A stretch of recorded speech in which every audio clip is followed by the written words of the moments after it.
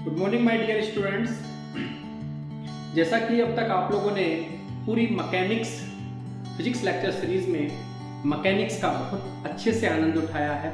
बहुत सारे बच्चों ने मेरे से मैसेजेस के माध्यम से, फ़ोन के माध्यम से काफ़ी क्वेश्चन भी डिस्कस किए हैं और कंसेप्ट भी डिस्कस किए हैं। देखिए, मेरा लक्ष्य अपनी फिजिक्स का व्यापार करना नहीं है।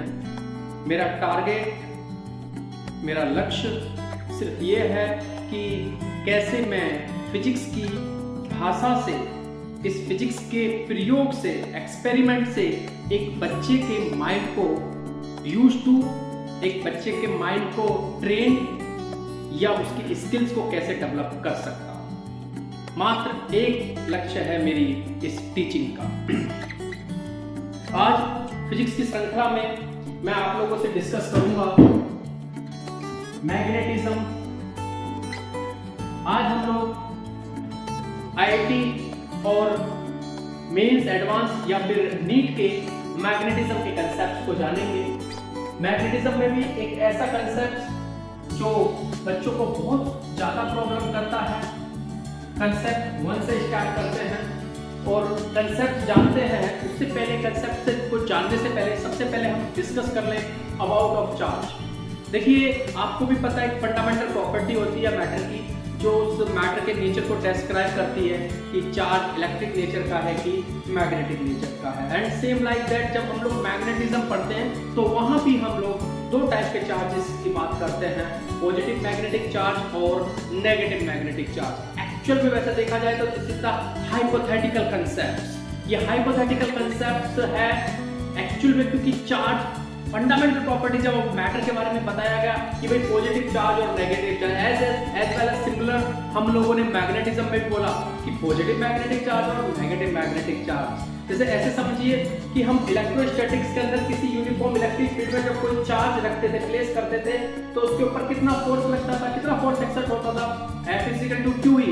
लेकिन यदि अब हम यहाँ मैग्नेटिज्म में यूनिफॉर्म मैग्नेटिक फील्ड B में यदि कोई चार्ज रखें, है ना, तो हम यहाँ क्या बोलेंगे उस चार्ज का? Q बोले, -Q बोले? नहीं, एक्चुअल में यहाँ पर ना पॉजिटिव मैग्नेटिक फील्ड है ना, यहाँ हम ये देखेंगे कि एक्चुअल में मैग्नेटिक फील्ड लाइंस कहां से निकलती हैं, कहां से निकल रही होती हैं, आप मुझे बताइए, नॉर्थ से या साउथ से?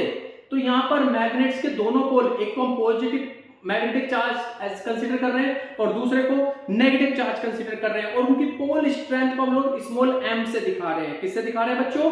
स्मॉल m से दिखा रहे हैं। तो हम किसी भी यूनिफॉर्म मैग्नेटिक फील्ड में कोई भी पॉजिटिव या नेगेटिव चार्ज प्लेस करते हैं तो उसके ऊपर कितना फोर्स एक्सर्ट करता है, कितना मैग्नेटिक फोर्स?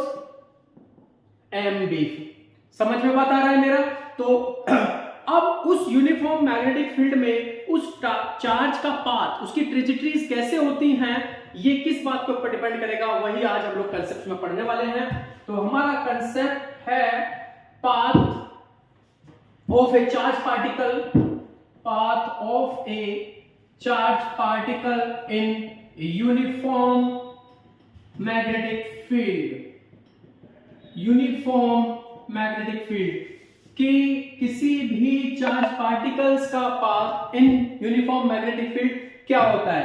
देखिए, याद रखिए कि यानी कि जब आप किसी भी यूनिफॉर्म मैग्नेटिक फील्ड में किसी भी चार्ज को आप एंटर कराते हो तो उसका पाथ, उसकी ट्रेजेक्टरीज किस बात के ऊपर डिपेंड करती है कि वो कितना एंगल फील्ड के साथ कितना एंगल मेक करता है, यानी कि डिपेंड्स करता है। यानी कि चार्ज का जो पाथ है वो डिपेंड करेगा थीटा पे। And what is theta? Theta is the angle between V and B, यानी कि वह किस वेलोसिटी से प्रोसीड कर रहा है और कितने एंगल के साथ, फील्ड के साथ कितना एंगल एक्सर्ट कर रहा है, कितना एंगल बना रहा है। तो ये थीटा इस बात के ऊपर डिपेंड करता है। तो केस नंबर 1 हम इसमें बना रहे हैं।